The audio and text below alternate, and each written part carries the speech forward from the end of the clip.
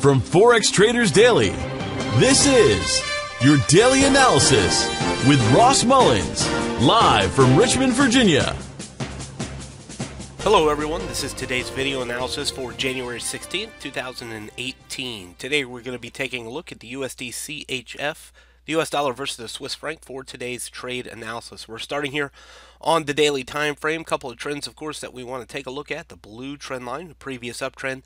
The green trend line, the current downtrend. Recently, the US dollar has been selling off pretty dramatically, especially over the past week or so, and we've seen the dollar franc fall to new multi-month lows. You can see the last time we were in between this blue and pink shaded area, bottom right-hand corner of the chart, was back here where the black circle is, and that's all the way back in August and September of last year when we were in this area. So we see last time we were here was several months ago. We're down here again.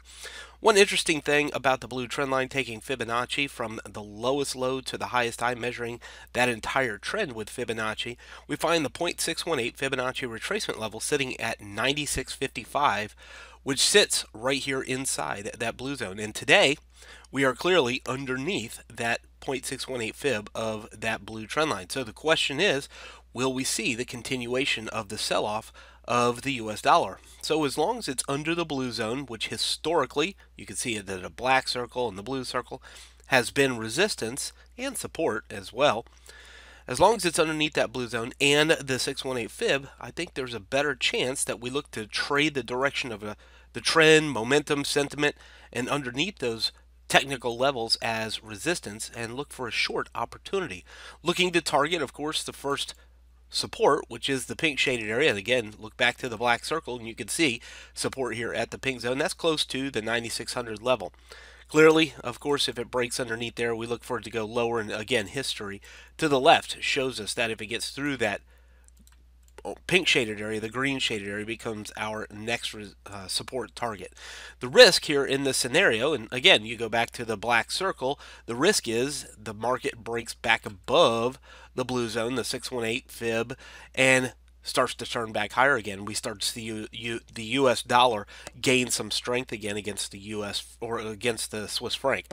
So we're watching this blue zone today for our trade opportunity. All that technical information, trend, momentum, sentiment, all pressuring lower for the dollar franc. Take it on down here to the 4-hour time frame. It's not going to change it any. It just gives us a little bit of a different perspective.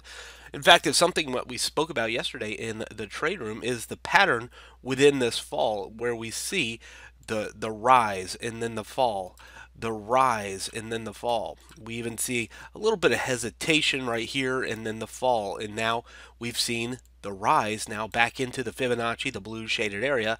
Now we're looking for the next phase, which would be the fall down towards the pink zone or lower, and a new low under the pink zone means that it would likely go down to the green shaded area. And again, we know that the risk is the push above the blue shaded area. So if you decide to take the short into 96.45 today, your stop loss, your risk should be above the blue zone. That way, if it breaks above it, you're going to limit the impact to your trading account and you get out and look for a new opportunity. So as long as it's under the blue zone fib, we're looking for shorts.